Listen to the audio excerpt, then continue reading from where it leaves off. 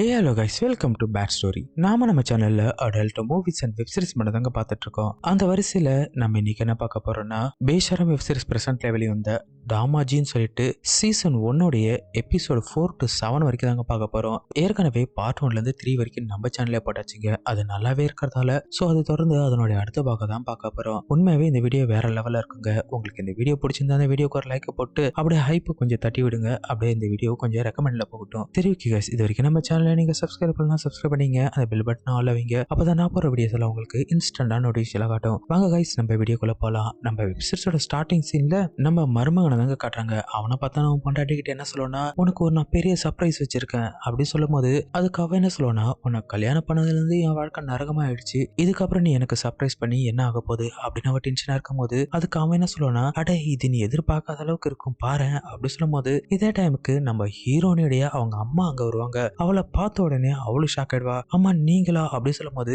பின்னாடியே அவங்க அண்ணி வருவாங்களா. இப்ப அவங்க அம்மா என்ன சொல்லுவாங்கன்னா, இங்க பாருமா, நம்மளுடைய மொத்த குடும்பமும் இப்ப ரொம்ப கஷ்டப்படுது, எல்லாமே நரகத்துக்கு போயிட்டோம், ஏன்னா என்னோட பையன் இல்லாததால ரொம்ப சிரமமா இருக்கு, அதனாலதான் இப்ப நான் இங்க வந்திருக்கேன் அப்படி சொல்லும் போது என்னம்மா சொல்றீங்க அப்படின்னு கேட்பாளா. உடனே அந்த மருமக என்ன சொல்லுவாங்கன்னா, உனக்கு புரியலையா, நான் இன்னைக்கு வேற லெவல்ல பார்ட்டி கொண்டாட போறேன், அதாவது உங்க அம்மா, அதுக்கப்புறம் நீ, அதுக்கப்புறம் உங்க அண்ணி, உங்க 3 பேர்த்து கூட இன்னைக்கு நான் மேட்டர் பண்ண போறேன் அப்படி சொல்லும் போது அதுக்கு அவங்க பொண்டாட்டி என்ன சொல்லுவாங்கன்னா, எவ்வளவு கேவலமான மனுஷன் தெரியுமா நீ அப்படி சொல்லும் போது, நான் கேவலமான மனுஷன் மட்டும் இல்ல, ரொம்ப கேடு கெட்டவன் அப்படின்னு சொல்லிட்டு இப்ப இவன் என்ன பண்ணனா அவங்க 3 பேர்த்தையும் கிஸ் பண்ணி வெறியாவே மூடி ஏத்துவாங்க. இப்ப இவன் என்ன சொல்லனா, நீ உங்க மருமக கூட மேட்டர் பண்ண பாக்கும் அப்படி சொல்லும் போது இப்ப அந்த அம்மாவும் மருமக கிட்ட போயிட்டு என்ன மன்னிச்சிருமா, என் பையன் வெளியே வரணும்னா தவிர வேற வழி இல்ல அப்படி சொல்லிட்டு அவங்க மருமகளை கிஸ் பண்ண ஆரம்பிப்பாங்க. கொஞ்சம் கிஸ் பண்ணும்போது அதுக்கப்புறம் மருமகளுக்கு செம மூடனானதால மாமியார் கூட சேர்ந்து அவளும் வேற லெவல்ல மேட்டர் பண்ணுவாங்க. இப்ப இவங்க 2 பேரும் மேட்டர் பண்ணிட்டே இருக்கும் போது இப்ப இவன் என்ன பண்ணனா, அவன் மனைவியும் கூப்பிட்டு வந்து அவளையும் நிக்க வச்சு மேட்டர் பண்ண ஸ்டார்ட் பண்ணுவாங்க.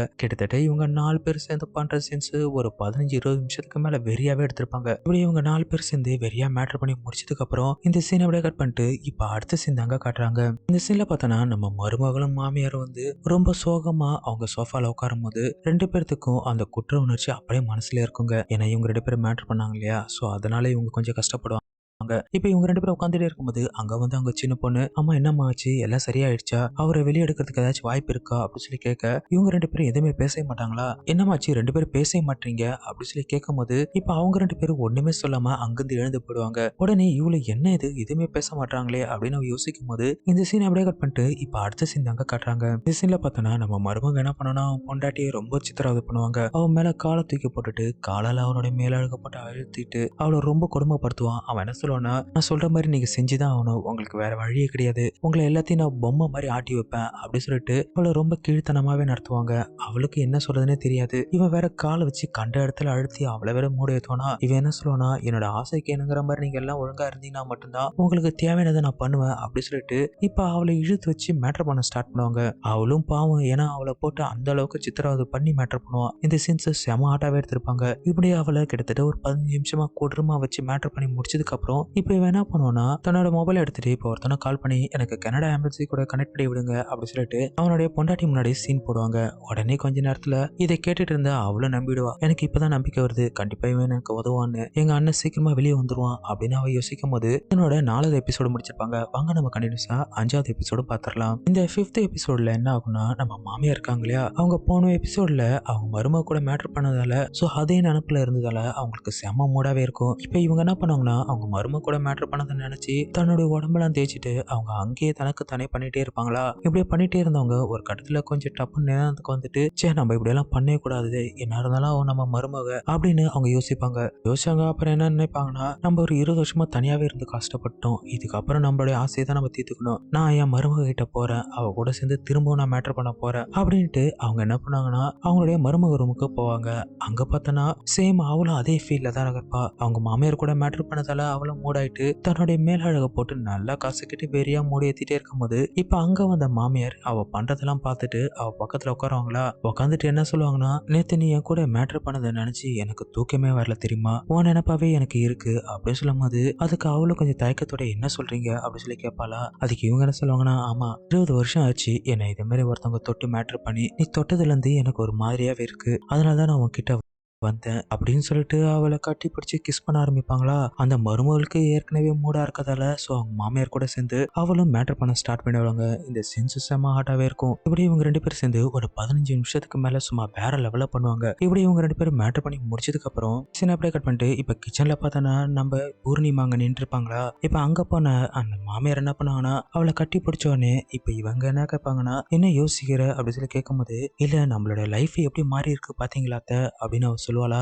உண்மைதான், இதுக்கு முன்னாடி நான் ரொம்ப கஷ்டப்பட்டுட்டு இருந்தேன். எப்போ மருமகன் நம்ம வீட்டுக்குள்ள வந்தானோ அவனாலதான் இவ்வளவு சந்தோஷமா கிடைச்சிருக்கு அப்படின்னு சொல்லும் போது அதுக்கு அவங்க மருமகளும் உண்மைதான் அத்தை, நானும் இப்ப நல்லாவே என்ஜாய் பண்றேன், எனக்கும் இது ரொம்பவும் பிடிச்சிருக்கு, ஆனா இருந்தாலும் என் வீட்டுக்காரா வெளியே கொண்டாடணும் இல்லையா அப்படின்னு அவ சொல்லும் போது அதுக்கு அவங்க மாமியார் என்ன சொல்லுவாங்கன்னா கரெக்டு தான், நான் வந்ததுக்கு அப்புறம் நம்மளுடைய இந்த உறவு கண்டிப்பா நீடிக்காது, அது அதோட நின்னடும் இல்லையா அப்படின்னு அவங்க கேட்பாங்களா. அதுக்கு இவளும் ஆமா அத்தை கண்டிப்பா, இது மட்டும் இல்லாத அவர் வெளியே வரதுக்கான எவிடன்ஸ் எல்லாமே நம்ம மாப்பிள்ளை கிட்ட தான் இருக்கு, அது அவர் கொடுப்பாரா இல்லையான்னு எனக்கு தெரியவே இல்லை, நீங்க சொல்லுங்க அவர் கொடுப்பாரா இதை அப்படின்னு சொல்லி கேட்கும்போது அதுக்கு அவங்க மாமியார் என்ன சொல்லுவாங்கன்னா எனக்கு அதை பத்தி தெரியல அவன் கொடுப்பானா இல்லையான்னு, ஆனா ஒண்ணு கண்டிப்பா நம்ம இதுக்கு ஏதாச்சும் முயற்சி பண்ணி ஆகணும், அப்படி கொடுக்கலன்னா நம்ம அவன் பேச்சு கேட்க தேவையில்ல அப்படின்னு சொல்லிட்டு இப்ப இவங்க மனசுல என்ன நினைப்பாங்கன்னா நான் ரொம்ப நாள் கழிச்சு தான் இந்த சந்தோஷத்தை அனுபவிக்கிறேன், இந்த சந்தோஷத்தை கண்டிப்பா நீடிக்கணும்னா நம்ம வேற ஏதாச்சும் ஒரு வழி பண்ணி ஆகணும் அப்படின்னு சொல்லிட்டு இவங்க மனசுல வேற ஒரு எண்ணம் ஓடிட்டு இருக்காங்க. ஏன்னா அவங்க பையன் வெளியே வந்துட்டாங்கன்னா இவங்க இதே மாதிரி இவங்க கூட மேட்டர் பண்ண முடியாது இல்லையா.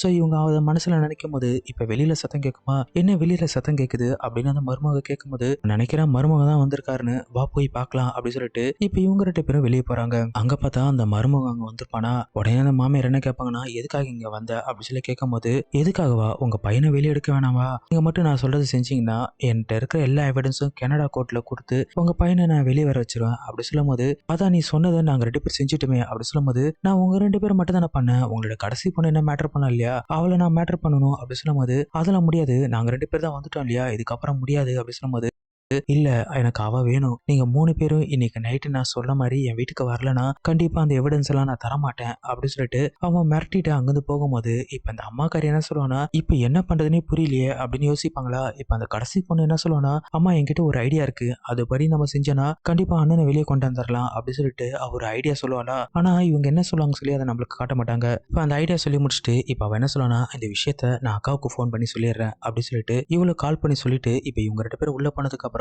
இந்த அம்மாக்காரி என்ன பண்ணுவானா யாருக்கோ ஒருத்தவங்களுக்கு கால் பண்ணி பேசிட்டு இருப்பாங்க, அவங்க என்ன பேசுறாங்க சொல்லி நம்மளுக்கு காட்ட மாட்டாங்க. இப்படி இந்த சீனை கட் பண்ணிட்டு இப்ப அடுத்த சீன் பார்த்தோன்னா அந்த மருமகனோட வீட்டுல தாங்க காட்டாங்க. அங்க பார்த்தோன்னா வழக்கம் போல அவன் பொண்டாட்டி போட்டு சத்தம் போட்டுட்டே இருக்கும்போது இப்ப அந்த இடத்துக்கு அந்த பொண்டாட்டியோட அண்ணியும் அவளோட தங்கச்சி அங்க வருவாங்க.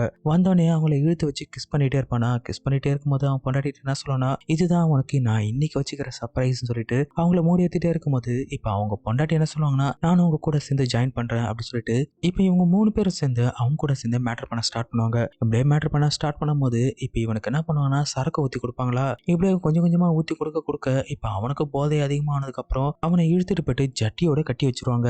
கட்டி வச்சுட்டு அந்த எவிடன்ஸ் எல்லாம் எடுத்ததுக்கு அப்புறம் இப்ப அவன் கழுத்துல கத்தி வச்சுட்டு எதுக்காக நீ இது மாதிரி பண்ண அப்படின்னு சொல்லி கேட்கும் போது நான் முத உங்க வீட்டுக்கு உன் தங்கச்சி பொண்ணு பார்க்க வரும்போது உங்க அண்ணியை பார்த்த உடனே எனக்கு பிடிச்சிருச்சு, சோ அவன் மேல ஆசைப்பட்டு தான் உன்னுடைய அண்ணனை இப்படி ஒரு ட்ராப் பண்ணி உன் அண்ணனை போலீஸ்ல மாட்ட வச்சேன். இந்த எவிடன்ஸ் எல்லாமே நம்ம கனடா கோர்ட்ல கொடுத்துட்டான் அவன் வெளியே வந்துருவான், என்ன உயிரோட விடுங்க அப்படி சொல்லும் போது இவங்க 3 பேர் என்ன பண்ணுவாங்கன்னா சி இதுக்கப்புறம் ஒன்ன வச்சு நாங்க என்ன பண்ண போறோம் அப்படி சொல்லிட்டு அந்த எவிடன்ஸ் எல்லாம் எடுத்துட்டு அங்கிருந்து கிளம்பிடுவாங்க. இப்படி இந்த சீனை கட் பண்ணிட்டு இப்ப அடுத்த சீன் தாங்க காட்டுறாங்க.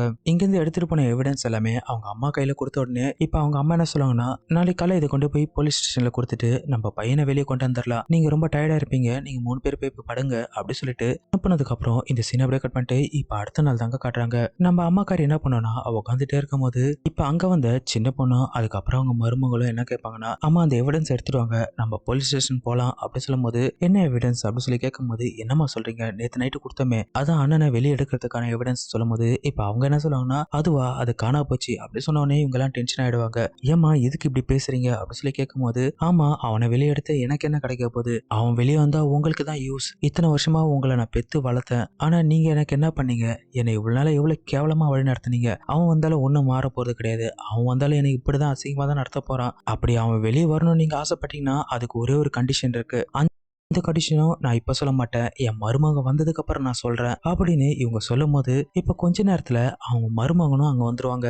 வந்த உடனே அவங்க மாமியாரை பார்த்த உடனே அவனுக்கு வெறி வந்து, அட என் அன்பு மாமியாரே, நீங்க இல்லைன்னா என் வாழ்க்கை இந்நேரம் என்ன ஆயிருக்கும். நல்ல வேலை சரியான நேரத்துல எனக்கு எல்லா பிளானும் ஃபோன் பண்ணி சொன்னீங்க, இல்லைன்னா இவளுக்கு எல்லாமே சேர்ந்து என்னை ஏமாத்திருப்பாளுங்க அப்படி சொல்லிட்டு அவங்க மாமியாரை கட்டி பிடிச்சி சும்மா வாயிலே முத்தம் கொடுப்பாங்க. இந்த சீன் செம ஆட்டாவே இருக்கும். இப்ப இவன் என்ன சொல்லுவானா, இங்க பாரு, என்னோட மாமியார் சொல்ற மாதிரி நீங்க செஞ்சீங்கன்னா தான் உங்களுக்கு அந்த எவிடன்ஸ் எல்லாம் கிடைக்கும். அதுக்கப்புறம் தான் உன் வீட்டுக்காரனும் உன் அண்ணன் எல்லாம் வெளியே வருவாங்க. அப்படி இல்லைன்னு வச்சுக்கேன், கடைசி வரைக்கும் அவன் உள்ளதான் கிடக்கணும் அப்படி சொல்லும் போது அதுக்கு அவங்க மாமியார் என்ன சொல்லுவாங்கன்னா, ஆமா, என் மருமகன் சொல்றதை நீங்க கேட்டுதான் ஆகணும், அவர் என்ன சொல்றாரோ அதை நீங்க பண்ணிதான் ஆகணும்னு சொல்லிட்டு இப்ப அவங்களும் அந்த மருமகன் கூட சேர்ந்து சும்மா வேற லெவல்ல மேட்டர் பண்ண ஸ்டார்ட் பண்ணுவாங்க. இப்ப இந்த 4 பொண்ணுங்களும் மாத்தி மாத்தி அதுக்குள்ள அதுவும் பண்ணவும், அதுக்கப்புறம் இவனும் உள்ள போந்து பண்ணவும் சொல்லிட்டு இவங்க 5 பேர் பண்ற சீன்ஸை கிட்டத்தட்ட ஒரு 15 நிமிஷத்துக்கு மேல வெறியாவே காட்டியிருப்பாங்க. இப்படி இவங்க எல்லாமே பிளாக்மெயில் பண்ணி மேட்டர் பண்ணி முடிச்சதுக்கு அப்புறம் இதனோட கம்ப்ளீட் வெப் சீரிஸை முடிச்சிருப்பாங்க. டிஸ்கத்துல வேற ஒரு புது வெப் சீரிஸ்ல உங்களை நான் மீண்டும் சந்திக்கிறேன். இந்த வெப் சீரிஸ் பிடிச்சிருந்ததுன்னா கண்டிப்பா இந்த வீடியோக்கு ஒரு லைக் போடுங்க. முக்கியமா அந்த ஹைப் பட்டனை கொஞ்சம் கிளிக் பண்ணி விடுங்க. அப்பதான் இந்த வீடியோ கொஞ்சம் ரெக்கமெண்டேஷனா போகும். உங்களுக்காக நான் டெய்லி ஒரு நல்ல நல்ல வீடியோ கொண்டாடுறேன் இல்லையா? சோ எனக்காக இது ஒரு ஹெல்ப் மட்டும் பண்ணுங்க. சரி, ஓகே கைஸ், இதோட நான் உங்கள் மிஸ்டர் பிஜே. Thank you guys.